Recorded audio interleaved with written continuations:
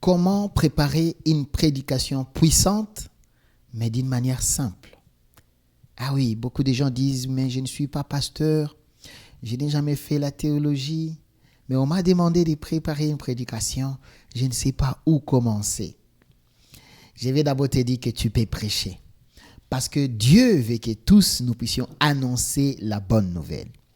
Et si tu suis les conseils que je veux te donner, et tu demandes au Saint-Esprit de t'aider, je suis sûr que tu vas très bien prêcher et ça va bien se passer par la grâce de Dieu. Je vais juste te donner quelques points très essentiels et très simples, mais c'est à toi de les mettre en pratique pour que tu puisses avoir une prédication bien faite, d'une manière simple, mais avec la puissance de Dieu. Je vais te donner 6 astuces que tu dois noter et que tu dois mettre en pratique pour réussir ta prédication. La première chose que tu dois faire quand tu veux préparer une prédication, c'est de choisir un thème clair. Un thème très clair. Ce thème-là peut venir d'une pensée que tu as. Ce thème-là peut venir de quelque chose que Dieu a déposé dans ton cœur. Ça peut venir d'une inspiration. Ça peut venir même d'une méditation que tu as faite. Ça peut venir de l'observation que tu as vue. Cherche maintenant à réduire cela à un thème. Compose un thème par rapport à ce qui est dans ton cœur. Parce que le thème va t'aider à savoir dans quoi tu es. Tu vas prêcher sur quoi? Parce que beaucoup de gens commettent l'erreur s'ils ne déterminent pas bien leur thème. Ils vont toucher par-ci, par-là pour ne rien dire, pour ne rien transmettre. Alors, dès le début, il faut déjà déterminer les thèmes. Parce que quand tu connais les thèmes, ça veut dire que tu connais déjà où tu veux aboutir. Ça veut dire que tu connais déjà ce que tu veux transmettre. Ça veut dire que tu connais déjà le noyau de ton message. Alors, dès le début, choisis déjà les thèmes dans ce que tu sens, tu veux transmettre. Et puis, les thèmes doivent être simples. Ne cherchez pas à compliquer les thèmes avec des mots très compliqués, avec des mots francophones ou anglophones qui sont très compliqués que toi-même tu ne comprends pas bien. Avec des mots hébreux, avec des mots araméens que toi-même tu n'as pas la maîtrise. Non, cherche un thème très simple, très pratique et que les thèmes ne soient pas trop longs. Les thèmes peuvent être la fidélité dans les petites choses, la fidélité de Dieu envers nous les hommes.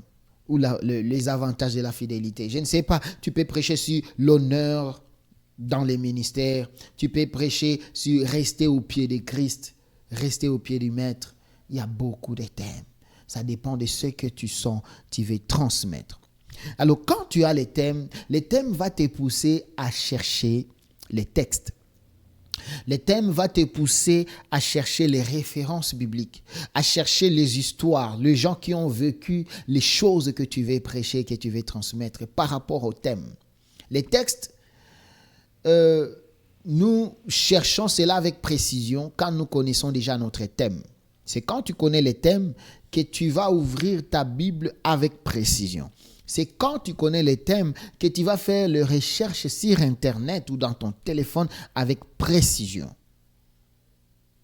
Quand tu connais les thèmes, tu ne vas pas nager par-ci, par-là. Tu vas chercher, quand tu veux prêcher sur l'amour, tu veux prêcher sur l'amour des hommes envers les hommes ou l'amour de Dieu envers les hommes. Tu vas aller dans la Bible, tu vas passer les offrandes, tu vas passer les dîmes, tu vas passer sur, je ne sais pas quel genre de texte, tu vas juste chercher l'amour de Dieu envers nous les hommes. Et cela va t'aider à choisir les textes qu'il faut. Parce que même dans un sujet que tu as ou dans un thème que tu as, il y a plusieurs textes qui en parlent. Mais quand tu connais bien ton thème, tu vas aussi sélectionner dans tous ces versets qui parlent de ce sujet, tu vas encore choisir ce qu'il faut pour les textes que tu as. Ça, c'était notre deuxième chose. Et la troisième chose, quand tu fais l'étude, quand tu fais l'étude du thème, tu fais l'étude du texte, tu dois maintenant identifier 2 ou 3 points simples mais qui sont forts dans ton texte ou encore dans ton thème.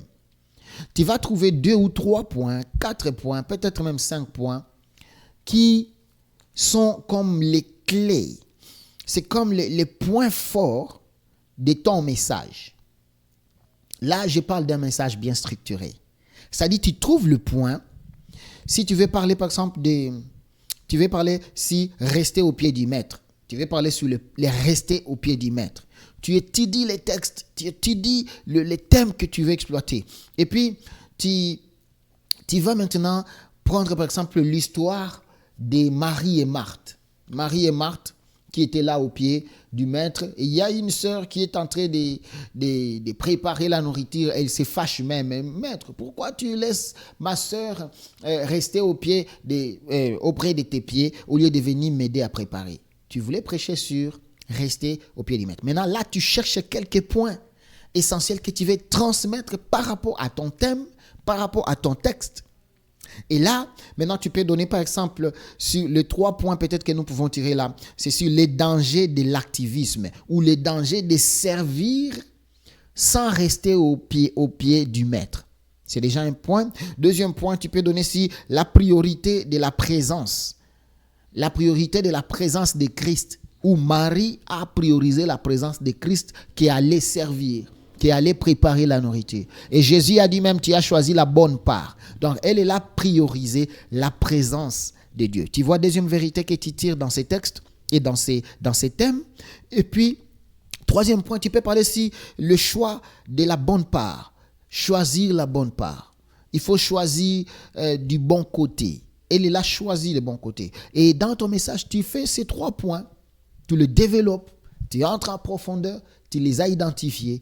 Tu vois déjà que la prédication est en train de se former. Il y a tellement de points que tu peux tirer là-dedans. Il y a tellement de points. Tellement de points. Et maintenant, dans ces points-là, parce que tu ne dois pas les citer comme ça.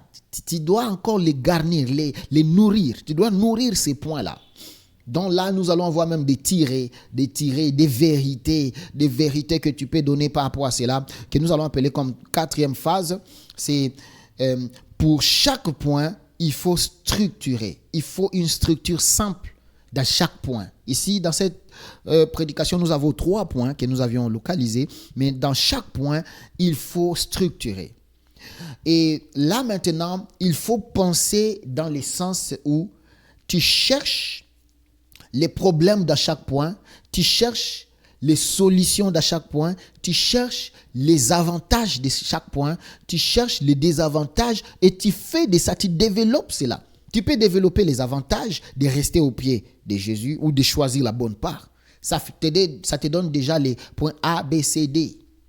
Les avantages de rester auprès du pied du maître, tu apprends beaucoup, tu es sous la protection du maître, tu es sous l'atmosphère divine de Dieu, une chose que nous n'avons pas à chaque instant. Et toi, tu profites de ça. Donc là, tu peux approfondir les points 1, tu approfondis le deuxième point, tu trouves les solutions sur les choses, tu proposes les solutions, tu regardes les priorités. Donc là, tu garnis chaque point et ça va t'aider à ce que ton message puisse être profond, à ce que ton message puisse être bien élargi et que si on t'a donné 30 minutes, si on t'a donné 45 minutes, même 1 heure du temps d'exposé et de prédication, tu sens que les paroles ne finissent pas de venir et les paroles qui sont bien ordonnées parce que tu es en train de partir point et tu donnes les sous-points de ces points. Et quand tu vas terminer les sous-points du premier point, tu vas nous informer que tu pars au deuxième point et tu donnes l'énoncé du deuxième point et tu vas donner les sous-points du deuxième point. Et quand tu termines le deuxième point, tu nous annonces le troisième point. Et quand tu viens d'annoncer le troisième point, tu nous donnes les dangers, les bénéfices, les problèmes peut-être du troisième point. Et quand tu les termines, voilà maintenant, nous partons sur un point qui est très important. Ce sont les illustrations. Les illustrations. Bien-aimé, quand tu donnes une prédication, ne restez pas seulement dans la prédication en tant que chose, je ne sais pas, dans les passés, s'il faut que je le dise comme ça. Parce que la parole de Dieu, ce sont les histoires que les gens ont vécues. Ce sont les histoires du passé. Il faut savoir qu'ils ne vivaient pas dans notre temps. Ils ne vivaient pas les mêmes situations que nous aujourd'hui. Alors, il faut prendre souvent les histoires du passé, mais tu nous donnes les illustrations de la vie présente. Donne-nous les illustrations pour que nous puissions comprendre. Jésus utilisait les illustrations pour que les gens de son temps puissent comprendre ce qu'il voulait enseigner. Et alors, quand tu nous enseignes aujourd'hui, donne-nous les illustrations de la vie présente. Comment est-ce que nous devons rester au pied de Christ? Parle-nous de la vie de chaque jour que nous vivons. Comment nous pouvons exercer cela? Comment cela peut être possible pour nous de vivre et de rester au pied de Christ? Qui sont les martes d'aujourd'hui qui s'occupent de travailler et de ne pas s'occuper de rester au pied de Christ? Les gens qui sont occupés par les réseaux sociaux, occupés par beaucoup de choses, et le dimanche, ils pensent qu'ils servent le Seigneur. Mais montre-nous aujourd'hui comment est-ce que nous pouvons servir, rester au pied de Christ et pour apprendre l'atmosphère de rester. Voilà. Et cela peut venir que par les illustrations, par les témoignages, par les choses que nous vivons chaque jour. Je conseille toujours à tous les étudiants que le Seigneur me donne à enseigner de leur dire, ne restez pas dans les passés. Il faut prendre le passé au présent. Le passé de la parole de Dieu, il faut amener ça maintenant. Explique-nous avec le langage d'aujourd'hui, avec les expériences d'aujourd'hui. Et cela sera quelque chose de merveilleux. Alors, quand tu termines cette partie, ce que nous appelons les développements, où tu as donné le point, les sous-points, les tirets, tu mets dedans les illustrations ou les témoignages ou les choses que nous vivons. Il y a maintenant ce que nous appelons la conclusion. La conclusion, c'est juste ramener les gens à la décision par rapport à ce que tu viens d'enseigner. La conclusion nous donne d'abord, généralise tout ce que tu viens d'enseigner. Dans la conclusion, c'est là où tu nous rappelles un peu ce que tu viens d'enseigner, mais en nous amenant à prendre une décision. À prendre une décision. C'est-à-dire là, tu nous montres, voilà. Il y a la différence, il y avait Marie qui était là, qui a préféré rester au pied de Christ. Et il y a Marthe qui a préféré servir pour donner la nourriture physique aux disciples et à Jésus. Aujourd'hui, qu'est-ce que toi tu choisis? Dans ta vie, qu'est-ce que toi tu choisis? Jésus-Christ est là présent. Est-ce que tu choisis de les servir sans être dans sa présence, ou tu choisis d'abord sa présence et les servir après? Tu nous amènes à prendre une décision. Tu ramènes nos consciences par rapport à ce que tu viens d'enseigner. Là, c'est ce que nous appelons la conclusion. La conclusion, c'est au fait, pas seulement répéter d'une manière bref ce que tu viens de dire, mais répéter pour nous amener à prendre une décision d'une manière directe si c'est que tu viens de nous enseigner. Et la dernière partie qui est très importante, que beaucoup de serviteurs de Dieu ne font pas vraiment, c'est la partie de prière.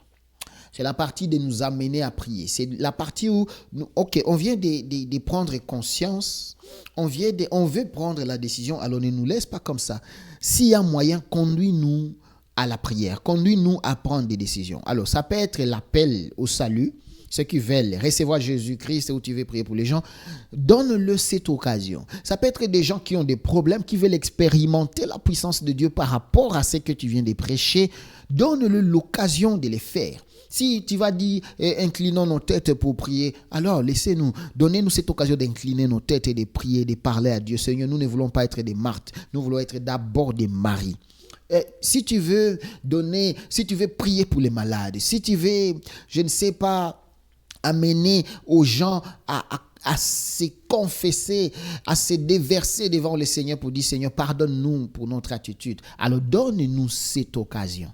Et là, tu vas voir, tu auras une prédication simple, merveilleuse, et une prédication qui aura de l'impact. S'il faut que je te rappelle, aie d'abord un thème très clair et très simple, et puis trouve les textes. Quand tu as les textes, tu choisis un bon texte, alors trouve les points, les vérités que tu trouves dans ces texte est dans ces thèmes. Ça peut être 3, 4, mais ne dépasse pas. Il ne faut pas que ça soit nombreux. 3 ou 4, c'est déjà bon. Et quand tu as cela, ajoute les illustrations et les témoignages dedans. Quand tu as cela, alors amène-nous à la conclusion et que la conclusion puisse nous amener à la décision. Dans la conclusion, nous devons avoir la décision à prendre. Et quand il y a cela, amène-nous à la prière. Et tu viendras dire, pasteur, Dieu m'a utilisé puissamment. La prédication, c'est très simple. Quand tu prépares et tu te laisses conduire par le Saint-Esprit. Mais s'il y a un conseil à te donner, il faut passer le temps dans la prière, mais aussi dans les textes que tu vas prêcher. Lis les textes, maîtrise l'histoire et prépare cela minutieusement dans la prière. Je vais parler dans d'autres épisodes les erreurs à éviter quand tu dois prêcher. Que le Seigneur te bénisse. N'oubliez pas de partager si ceci t'a béni. Que le Seigneur puisse être avec vous.